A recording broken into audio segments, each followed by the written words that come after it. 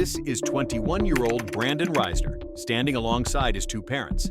For the last 6 hours, Brandon has been on the run from police after brutally killing his best friend. And as Brandon's parents learn their son is an alleged killer, all they can do is pray as they patiently wait for their son's fate.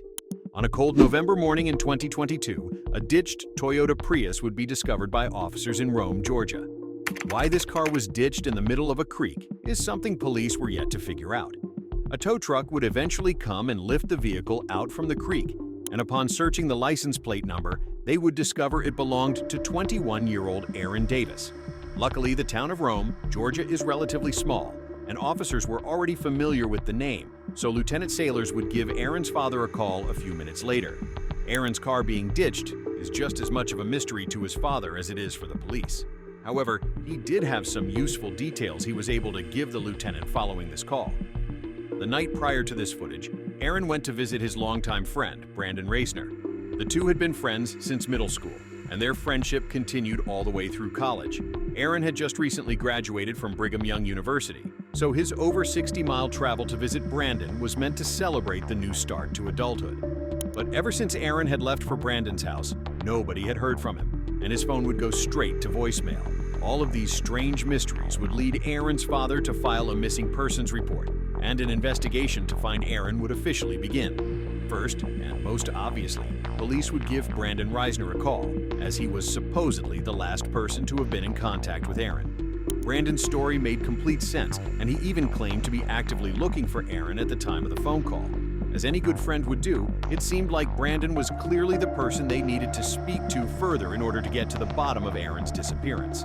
So, a few hours later, they showed up, unannounced, at Brandon's house to get more answers about what happened the night before, this time, face to face. Despite Brandon's strange demeanor, Aaron's actions last night connect with the ditched car and lack of response for the last 12 hours. If Aaron was a light drinker and got heavily intoxicated, who knows what he could have done while completely by himself. Aaron's father, Aaron Reisner, was one of the first people to speak to Aaron's family. The officer would search the house and find some interesting discoveries. Several doors would be locked, specifically the door leading to Aaron's room, where he supposedly threw up several times. This was strange, so Brandon would be called inside to help get them up to Aaron's room. Officers would notice a strong chemical smell coming from the room and find excessive amounts of cleaning supplies. But all of that would mean nothing compared to what they found next. The cops are starting to find the whole scenario awfully suspicious. The odd story from Brandon, the puddles of blood in Aaron's room, the hundreds of dollars worth of cleaning supplies. It seems as though Brandon sensed the officer's suspicion arising as well, as when Aaron's room was being searched, he decided to run away. The officers tried to chase him. Unfortunately, officers lost sight of Brandon. He officially managed to escape the police, at least for now. Desperate for any leads that might aid in finding Brandon, police began going door to door around the neighborhood, questioning witnesses who might have caught a glimpse of where he had fled. During this effort, one officer encountered a neighbor who happened to be on a call with Brandon's father, Jeremy. Quickly, the officer took the phone to speak with him directly. Even Jeremy was clueless regarding Brandon's whereabouts, and seemingly, so was everyone else, as an entire hour would go by with Brandon nowhere to be found. While trying his best to assist the police with the investigation, Jeremy would return to his house, where he discovered Brandon's phone. Up until that point, Jeremy had been doing everything he could to help the police track down his son. However, after finding the phone, his cooperation came to a sudden stop. He refused to hand the phone over, leaving police to wonder, had he seen something on it? Or was he hiding something far more unsettling? This was a huge discovery for the investigation, as it could help trace where Brandon could have gone off to. But unfortunately, Jeremy was unwilling to give up the phone to cops until he could better understand the situation. After all, Brandon is his son, and he is innocent until proven guilty.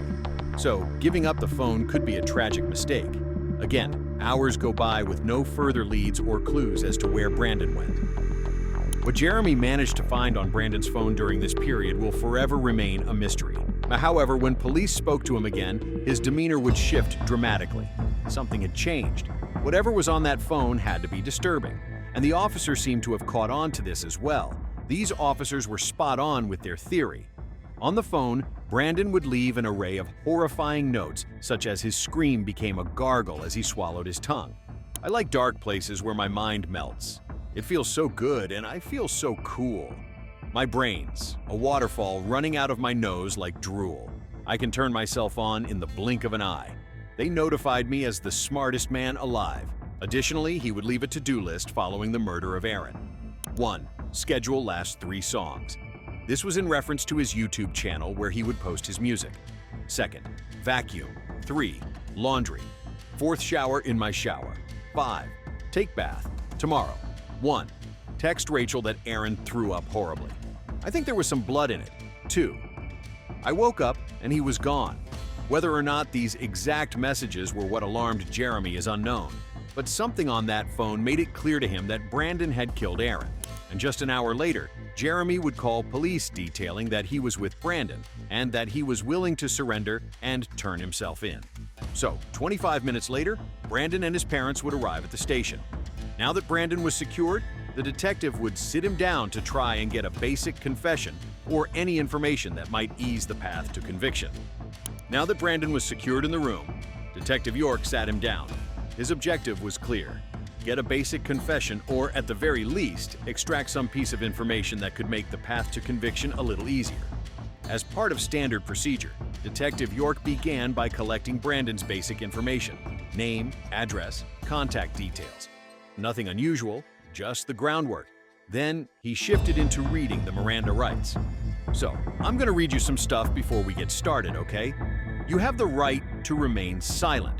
You have the right to talk to a lawyer for advice before you are asked questions and have him with you during questioning. Brandon didn't waste time. I would like a lawyer, he said. The detective acknowledged it without surprise. You would like a lawyer? Okay. He paused for a moment. All right, sit tight for just a minute. Brandon was smart. He understood that anything he said in that room could, and likely would, be used against him later. Talking wouldn't help him, so he made the choice to stay silent. Brandon was smart. He understood that anything he said in that interrogation room could, and likely would, be used against him later. Talking wouldn't help. So he made the conscious decision to keep his mouth shut. It was a frustrating outcome for the detective, but not a dead end. Brandon's parents, unlike him, were open and willing to talk. So, naturally, the detective shifted his attention to them in hopes of getting the information he needed. "Thank you," they said quietly, their expressions heavy with worry. "There's a lot going on right now," one of them added. "Is there anything we can do to help you out?" Jeremy, Brandon's father, finally spoke up. "I can try to show you," he offered. "You can try to show us the general area?" the detective asked. "There's an old cemetery up the hill," Jeremy explained. "You turn left, Trindle," something like Trindle. He was willing to walk them through it, and that offer became a breakthrough. This statement, simple as it seemed, was crucial. It gave the detective a possible location to search for Aaron's body. But as valuable as this lead was, the detective knew it was also an opportunity to dig deeper while Jeremy was still willing to talk. Jeremy began opening up about Brandon's recent behavior. "Brandon, I brought him home from college. He was having anxiety attacks, suicidal thoughts. He was having visions," Jeremy continued. "I brought him home to make him safe, got his medications right. Then I got a call this morning from Brandon around 9 or 10. He was asked to come down. He wanted to know if he was vomiting. Apparently, Brandon had been drinking. He didn't want his dad to find out he'd been sick in the car. That's all they heard, at first. An hour or two passed. Then either his mom called or he called Brandon back. Either way, Jeremy asked, 'Do you know where Aaron is?' Brandon said no. When they arrived around 5 p.m., they were told Aaron had run away. He ran from the house, ran from the police. Jeremy said, 'Aaron's body is black and blue. He's going to tell you all this too.' It was a chilling claim, one that suggested Brandon's actions may have been influenced by mental instability. But even then, the detective had to stay grounded. Jeremy's narrative, as emotional as it was, could be part of a strategy to help Brandon plead insanity in court. These kinds of statements couldn't be taken at face value. Regardless, the location had been given. A team was immediately dispatched to the cemetery Jeremy described. The discovery was as heartbreaking as it was horrifying. Aaron was found buried behind a secluded area in the back of the property, wrapped in the very sheets he used to sleep on in Brandon's house. The speculation was over. Brandon Reisner wasn't just troubled, he was a cold-blooded murderer. Shortly after, Brandon was arrested for the murder of Aaron Davis and taken to the local prison. But even in custody, his behavior was off. "Stand right there. Come on," an officer instructed. "Go up to the counter. Let them follow the instructions," another added. "Got your ID in here?" someone asked. "For me?" Brandon replied calmly. "Yeah." There was no panic in his voice, no remorse, just a flat, eerie calm that didn't sit right with anyone. Later, officers confirmed that Brandon showed no emotion during the entire transport, completely unfazed. But before the day could end, the most painful task remained, telling Aaron's parents what had happened. "I'll answer as many questions as I can in here," the officer began gently. "I don't know a whole lot," another added. "I'm not in here doing a lot of research." "Who are they?" Aaron's parents asked. "Can you be specific?" Then came the question no one could really answer. Why would he do that? Tears followed. "We need our son. The family needs him. Oh my God." Aaron Davis was a recent college graduate, a kind, bright young man with so much ahead of him. His murder was not just tragic, it was monstrous, and justice needed to be served for him and his grieving family. That justice came in the courtroom. On July 18, 2024, Brandon stood with almost no defense. His plea of mental insanity was quickly rejected.